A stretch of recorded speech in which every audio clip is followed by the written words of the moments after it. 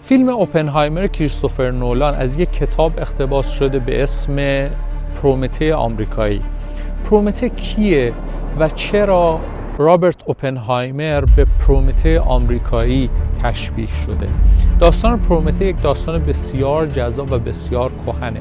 با ما همراه باشید، در این قسمت میخوایم که به این سوال‌ها جواب بدیم.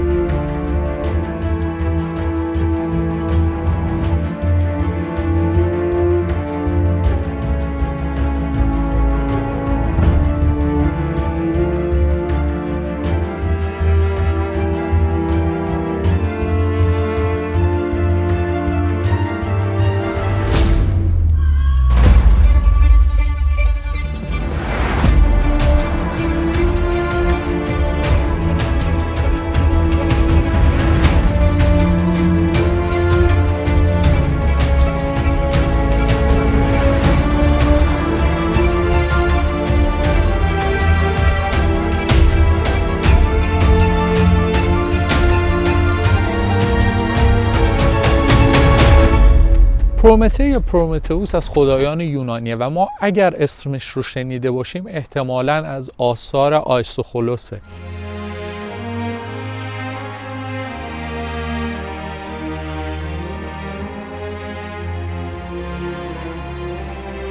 آیسوخولوس از حماسه سرایان یا نمایشنامه نویسان یونانیه که در واقع نمایشنامه‌هاش، تراژدی‌هاش بسیار معروفه و یکی از نمایشنامه‌هاش نمایشنامه تحت عنوان پرومته مقید یا پرومته در زنجیر.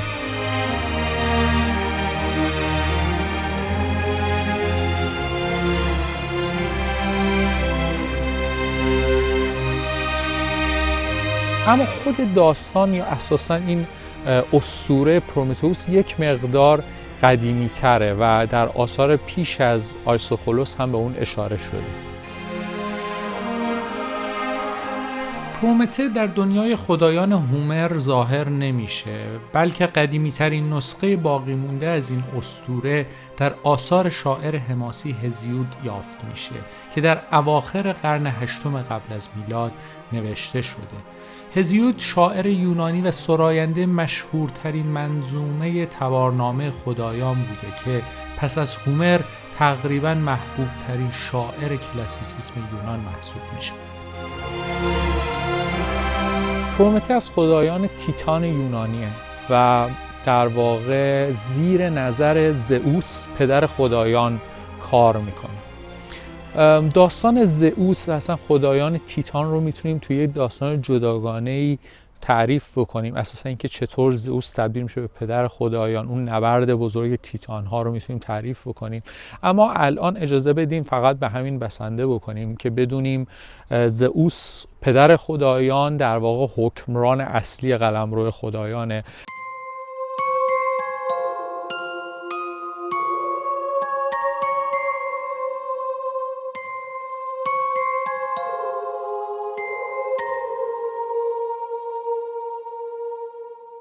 و پرومته یکی از تیتان هایی که از زئوس تبعیت میکنه اما همچنان اون مقام خدایی خودش رو هم داره.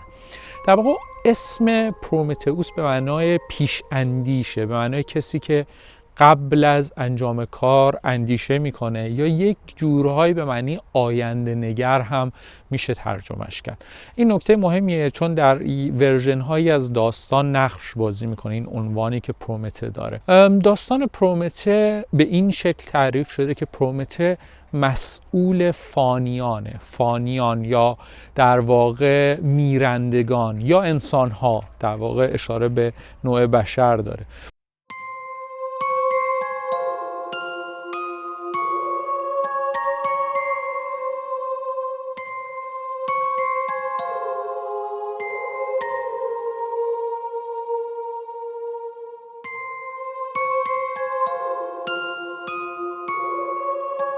زئوس پرومته رو مسئول میرندگان یا فانیان یا انسان‌ها میکنه و در طی مراسمی قرار میشه که قربانی بشه برای زئوس. در واقع فانی ها یا میرندگان به دستور زئوس از این به بعد حیواناتشون رو برای زئوس قربانی بکنن. در اولین قربانی که پرومته در واقع این کار رو انجام میده، میاد برای اینکه این رسم رو اینگونه بنیان بگذاره که بیشتر به نفع انسان‌ها باشه، میاد و قربانی رو به دو قسمت تقسیم میکنه. توی یک قسمتش چربی و استخوان‌ها رو توی پوست به شکل یک بسته‌بندی بزرگ درست میکنه و در بخش دومش گوشت‌ها رو قرار میده تا به این طریق بتونه روی اون دناعت و شکمبارگی زئوس حساب کنه، تا زئوس اون بخش بزرگ رو انتخاب کنه و اون بخش کوچک که شامل گوشت‌های قربانی میشه به انسان‌ها برسه و این تبدیل بشه به رسمی که از اون به بعد ادامه پیدا خواهد کرد و در واقع هر بار که انسان‌ها قربانی میکنن بخش بهتر یا بیشتر قربانی به خودشون برسه و اون بخش زائد قربانی در واقع تقدیم به زئوس بشه. این دوتا رو در مقابل زئوس قرار میده و زئوس اون بخش بزرگتر رو انتخاب میکنه و زمانی که پوست رو کنار میزنه متوجه میشه که همش استخوان و چربی، بسیار خشمگین میشه.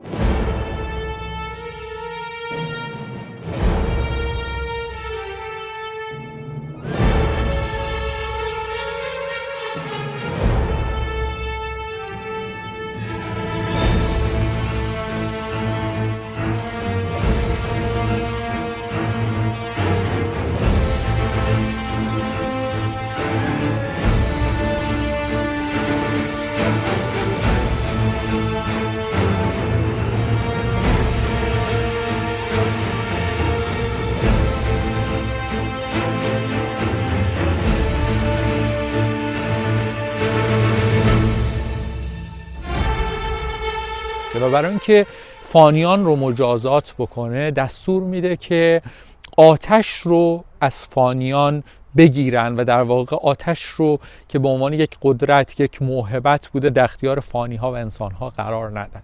اینجا پرومته که محافظ منافع انسانه، دلسوز انسانه، کسیه که دلش برای فانی ها و انسان ها میسوزه، در واقع از این تصمیم خوشنود نیست و تلاش میکنه که بر ضد تصمیم زئوس عمل بکنه.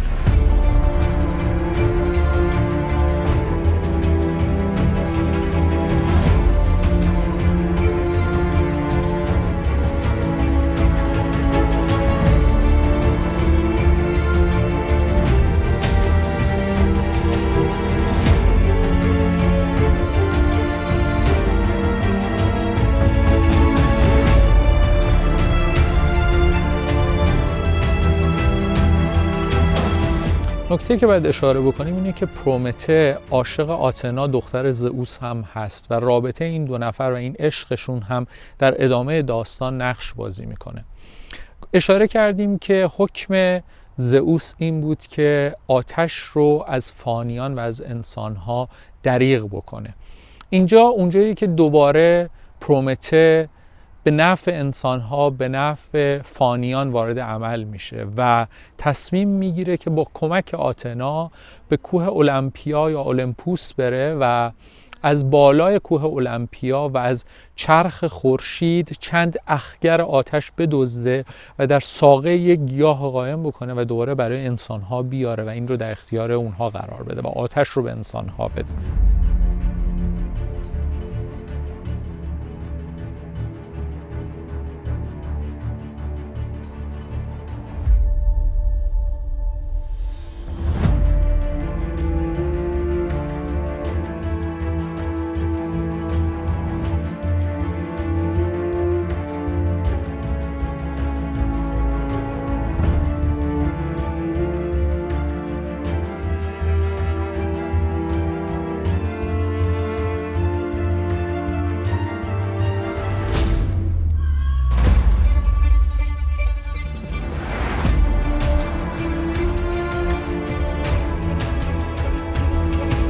در واقع این جای دومیه که پرومته به کمک انسان‌ها میاد. بار اول در اون تقسیم قربانی‌ها و رسمی که بنیان گذاشت تا انسان‌ها بتونن از اون گوشت حیوانات خودشون بهره مند بشن و بار دوم هم آتش رو در اختیارشون قرار میده.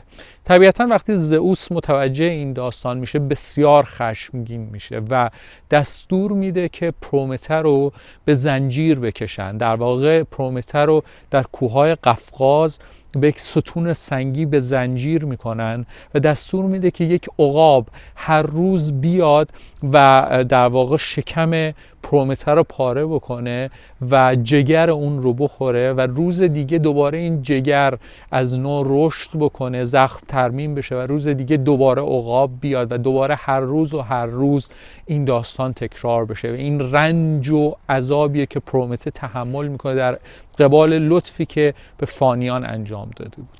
و توی تمام این مدت هم آتنا تنها کسی که میاد هر روز در این کوه و سر میزنه به پرومته.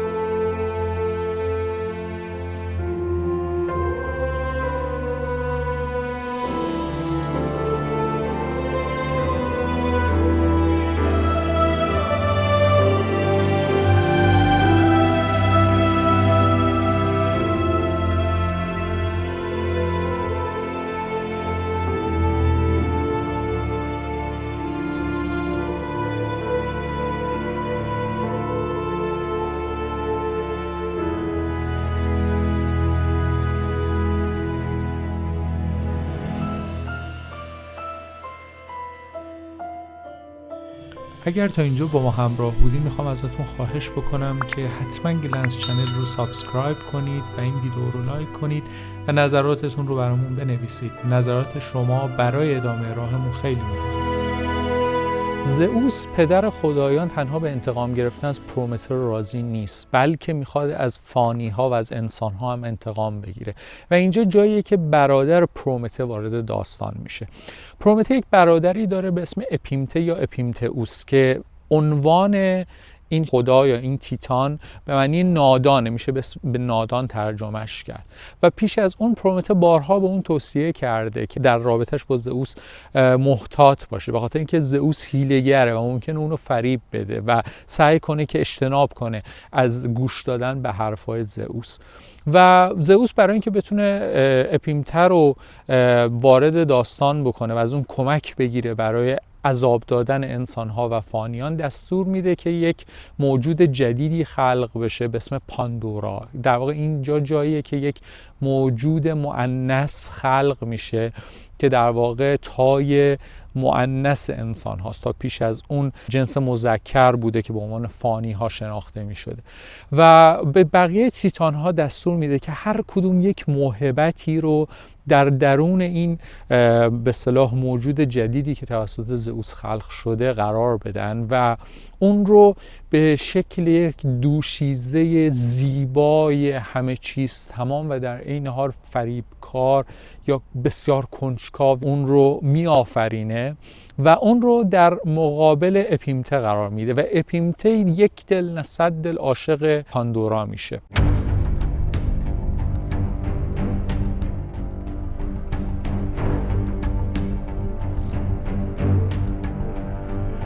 و این دو با هم دیگه به زوج تبدیل میشن و به زمین میرن.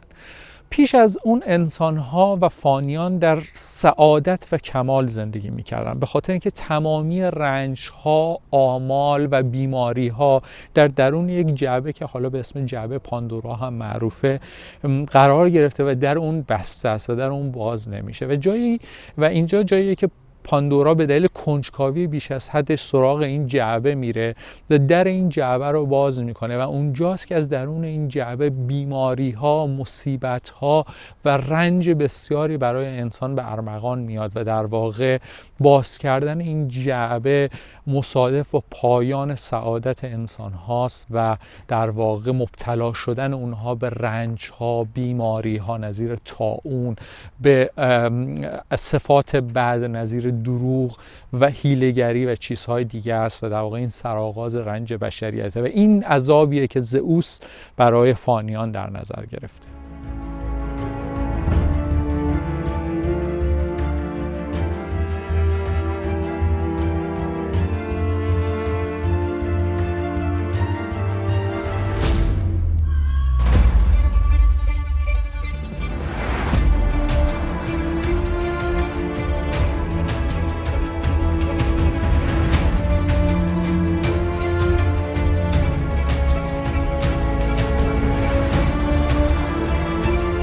پایان داستان پرومته 2 تا ورژن داره و توی یک ورژنش هرکول یا هرکولس که مجسمه‌اش رو در پشت سر من می‌بینید نقش اصلی بازی میکنه. در واقع در ورژن اول هرکول یا هرکولس میره به کوهستان و عقابی که هر روز به سراغ پرومته میاد رو میکشه و اون رو از قید و بند رها میکنه و در ازای اون پرومته راه به دست آوردن سیب‌های زرین رو به هرکول یاد میده.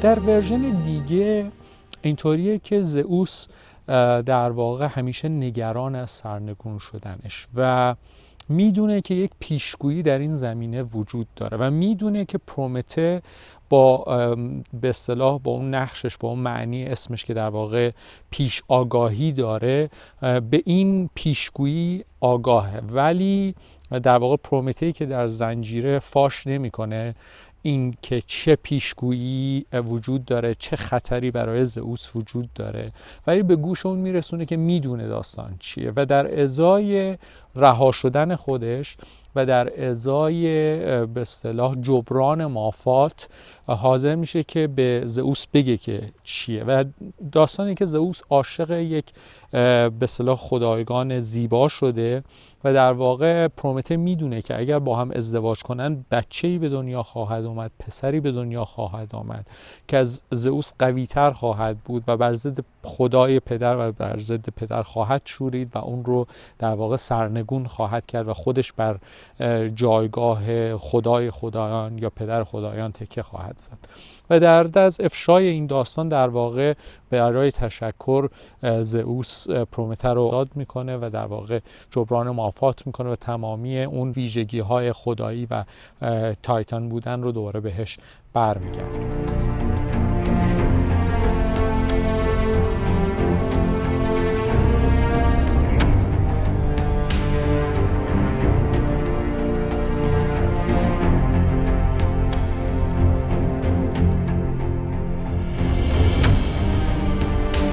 داستان آتنا دختر زئوس و پرومته هم با یک سرانجامی پیدا میکنه در انتهای ورژن هایی از این داستان.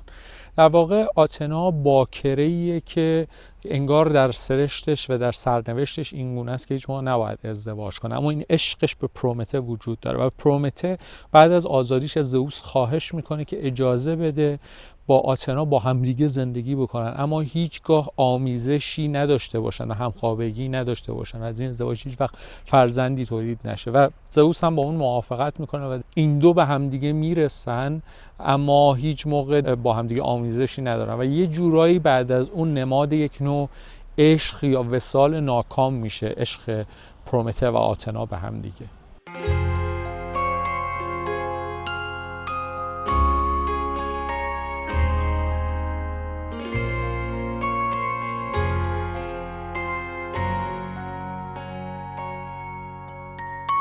خب بیایم با هم دیگه یه مروری بکنیم داستان پرومته. شاید یه جورایی ببینیم تأثیر داستان بر روی حالا ادبیات، فرهنگ و یا حتی تاریخ بعد از خودش چی بوده. داستان کسی که شیفته فانی ها یا انسان هاست و تلاش میکنه که به اونها کمک بکنه، اونها رو نجات بده و در این راه شکنجه میشه و آزار میبینه، یکم برای ما آشناست و اگر خوب دقت بکنیم انگار در یه لایه‌های بسیار نزدیک به داستان عیسی مسیح که در واقع برای نجات بشریت، برای نجات انسانها در واقع اومد، به اونها کمک کرد و به خاطر اونها زجر کشید. این یه جوری تأثیر این داستانها، یعنی در واقع این متصل بودن این داستانها رو به ما نشون میده. از یه طرف دیگه داستان پاندورا هم یه مقدار آشناه. در واقع این داستان که پاندورا یک موجود مؤنث میاد و با کاری که انجام میده که از قضا از روی کنجکاوی هم هست، دست به یک چیز، به یک کار ممنوعه میزنه. در واقع دست به اون جعبه‌ای میزنه که ممنوع بوده و اجازه نداشته درش رو باز کنه و از اینکه درش رو باز میکنه بدبختی و بیماری نصیب نوع بشر و نوع انسان ها میشه. این هم به نظر میرسه فرمول آشنایی داره برای ما و بعد از اون توی ادیان ابراهیمی این داستان حوا، فریب دادن به اصطلاح آدم و به یک شکلی خوردن سیب، خوردن گندم و بعد از اون به اصطلاح هبوط به زمین و سقوط به زمین و رانده شدن از بهشت، در واقع مسبب بدبختی نوع بشر یک موجود، یکی در واقع یک جنس مؤنثه که در واقع از روی کنجکاوی یک کار ممنوعی رو انجام میده. این هم در واقع یک شباهتی وجود داره در داستان‌هایی که بعد از این به اصطلاح روایت شده و توی ادیان ابراهیمی اومده و ما هممون میدونیم. در واقع شناختن این سلسله روایت ها، این تغییر این داستان های کهن، این الگوهای کهن به ما کمک میکنه که جور ریشه خیلی از چیزها رو پیدا بکنیم و در واقع شاید این یک بخشی از داستان پرومته است که برای ما جذابش میکنه.